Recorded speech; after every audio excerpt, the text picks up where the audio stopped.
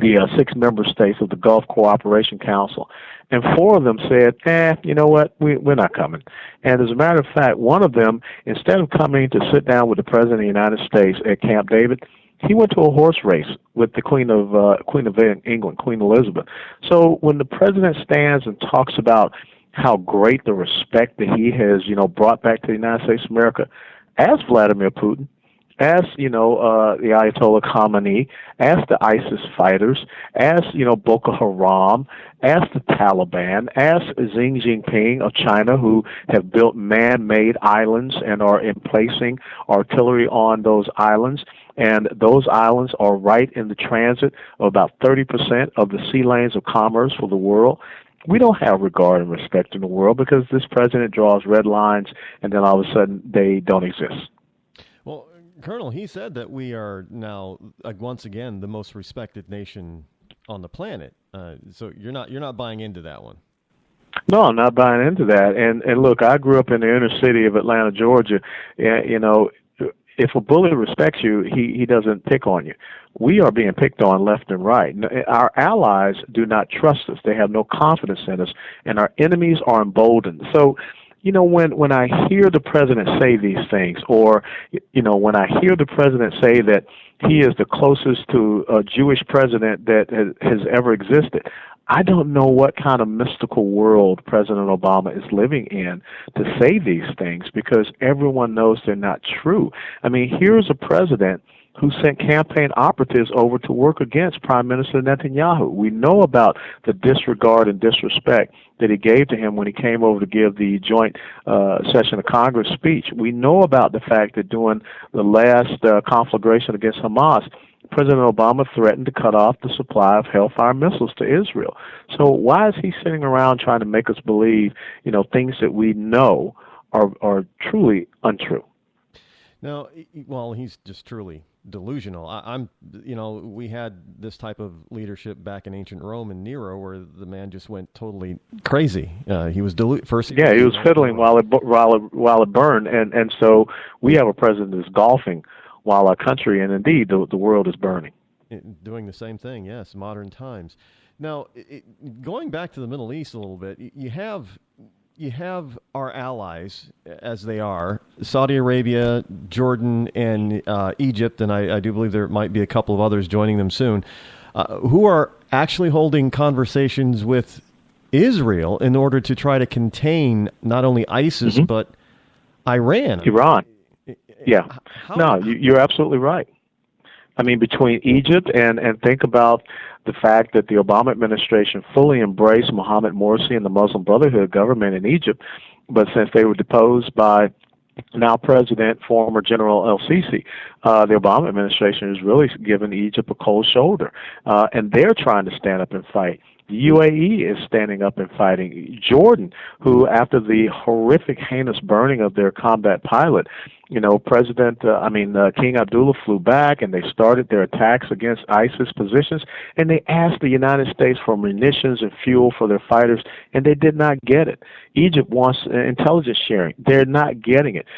Saudi Arabia, when they decided to bomb the Houthi rebels who are backed by Iran and Yemen, they basically gave the United States of America about, 2 to 4 hours of notice before they started those attacks. Now, I'm glad to see these countries stepping up to the plate, but the fact that they are, being disregarded and they are not coming to meet with the president, or they don't feel that they need to, say anything or let the American president know the actions that they're taking, that's a huge reflection of the lack of regard and respect that they have for our president and for this country right now. Now, you're down in Texas and, on our southern border, and there's been a lot of talk about, now I know that Saudi Arabia is starting to build a wall in order to try to slow down and keep out ISIS out of Saudi Arabia. And we're not doing that. We're not building our wall. We're not securing our border, but yet we found that there's at least one, possibly two, and if there's two, there's definitely more bases, terrorist training camps on the Mexico side of the border. One of them, within 8 miles of our border. What is it gonna take for us to wake up? Are the states, is Texas and Arizona and California going to have to go this alone and secure the border themselves, or what's it going to take? Well, unfortunately, it may take another catastrophic event. There is no doubt about the Constitution. The states have the right to be able to secure their borders and secure their population, their people, and their citizenry. You look at the State Department that just put out the alert warning for all the violence that is going on down south of our border in Mexico, and, telling our consulates and even the embassy down there to be prepared. The Mexican drug cartels, as long as you have the money, they will do whatever you want, and they will provide the safe passage for militant Islamic terrorists to come across our very porous border to get into this country. And when you talk and understand that the Border Patrol is operating, some 50 or 60 miles back off the border, that's not how you secure a border. You secure a border by being on that border, having good eyes and surveillance on that border at critical crossings. And we do need to have some type of barrier that can canalize and channelize people into certain areas where we can have the proper amount of aerial and ground surveillance, and we're not doing anything of the nature. As a matter of fact, the report just came out today that the administration has released some 3,700 threat level 1 illegal immigrants. These are violent felony type of individuals, and this is the type of thing that they say they weren't doing, and then we find out they're doing. It is, again, Rod, you just wonder, whose side are these guys on? Now, with the border being that open, and ICE is telling us that they have operatives in at least 15 states, and we know that we've caught, like you said, some very violent people who aren't all Latino, by the way. Some of them have been Middle Eastern. Is it really likely now, especially with Iran having more nuclear material than we originally thought, is a real and present danger now of a dirty bomb being entered into the United States and detonated? Well, of course it is. It's not just into the United States. It's anywhere in any major Western civilizational capital or population center. And, so many people are under this belief that it has to be some, Oppenheimer type of nuclear bomb, much the same as dropped on Hiroshima and Nagasaki. But if someone can put a device in a suitcase and detonate it in, Dallas or in any major urban center, that's very effective. But even more so, we just wrote an op-ed piece here from out of the NCPA about the threat of electromagnetic pulse. What happens if from a ship you can shoot and detonate a nuclear device in the high-level atmosphere, let's say over the East Coast? I hate to tell you, Rod, that knocks out your power grid right now that we are not doing anything to protect or secure. And so those threats are very viable. And these are the type of things that we need to have an administration, thinking and talking about. Instead, we have Hillary Clinton in Houston, Texas, talking about voting rights when minority voting rights have increased since the 2008 presidential election. And we have a president who is, talking about now, I just read the report, that we're going to resume releasing unlawful enemy combatants from Guantanamo, which you would have thought after these 5 Taliban that they scrambled to, get them to stay in place in Qatar, we would freeze any of this releasing from Gitmo. But that's not what you do if you're an intransigent ideologue. No, yeah, I have, I'm beside myself trying to figure out this current president, and I'm a little beside myself in trying to figure out who the Democrats are trying to put forward. They have a very weak field, I believe, as far as what they're putting forth. Yeah. It's an extremely weak hand. If they were playing poker, they are in real trouble. And I think that they're starting to understand that. I mean, if you go over and read some of the lefty blogs and everything, they're not really warmed over to Hillary Clinton. And a lot of the information that is being leaked out on her is not coming from GOP sources. It's coming from the left because they want someone that is more so, along the lines of the Elizabeth Warren. They want to run what I call the political gimmick candidate, the first of something, the first black president, the first female president. But they want someone that's going to continue on this far-left progressive socialist agenda that President Obama has set us upon. We are. I guess the Democrats are in trouble. At least I hope so. Come election time, Colonel. I know you have to run. One last question. It's kind of a sneaky question.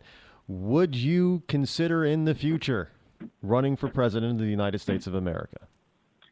Well, look, I always tell people that, I live my life as best I can by, the words in Proverbs chapter 3, verse 5 through 6, where it says, trust in the Lord with all thy heart, lean not upon your own understanding. In all your ways acknowledge him, and he will guide your path. So, I will be obedient to God and country, and however I can serve this great nation. And if the country needs a really good street sweeper, I'm happy to do that. If it needs a good dog catcher, I'll be happy to do that. I don't know what the future holds for me, and who would have ever thought last year in October I would get a phone call asking me to consider being the president and CEO of this incredible 31-year-old policy center out here in Dallas. So we don't know. All right. Sir, I really appreciate you joining me here this evening. I really appreciate your time, and hopefully we definitely will get a chance to meet when you come up here in October. I really look forward to it. Yeah, I look forward to that. The 9th and 10th of October, I'll be up there in New Hampshire, and I think Nashua, and then also let's stay in touch and let's do this again. I would love to. Thank you very much, Colonel. Have a great night. Thanks, Rod. Bye-bye. Ladies and gentlemen, that was Lieutenant Colonel Alan West, retired United States Army. Really appreciate him giving me the time this evening. And some of the things that he talked about, and look, I've been telling you this before, and now you can start to hear it. It's not just coming from me. We have a porous border. We have a weak president who's nothing more than now at this particular juncture a Nero-esque type of person. He's out there playing golf and basketball all the time, and he's delusional in his thinking that we're now the most respected nation on the planet. I still have no idea where that came from. I am sure that his administration, his handlers, were probably sitting back, in the background, doing a face palm when he said that. People always talk about how stupid George W. Bush was as president. And let's face it, the man was not stupid. But I know that there were plenty of facepalm moments with George W. Bush.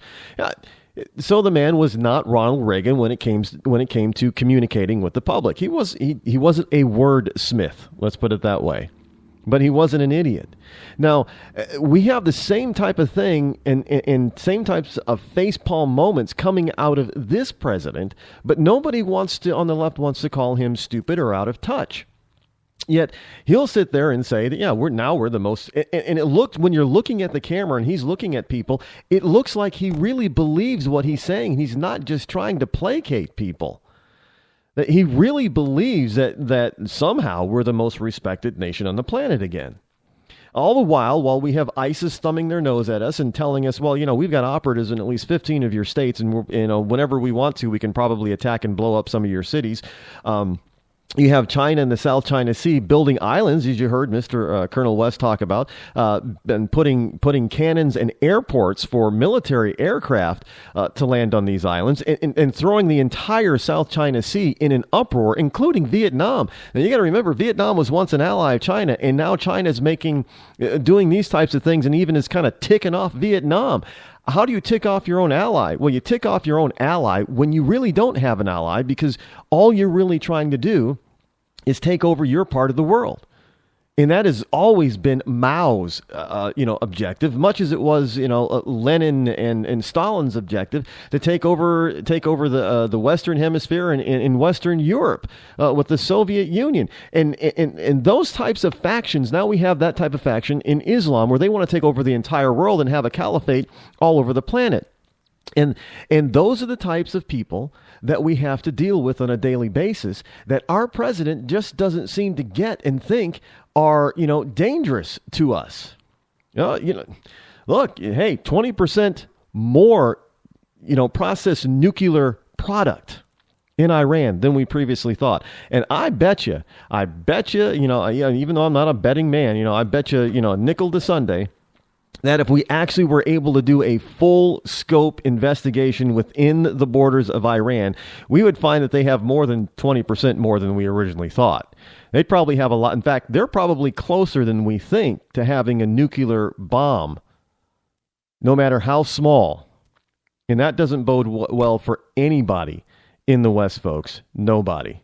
But yet, we're still the most respected nation on the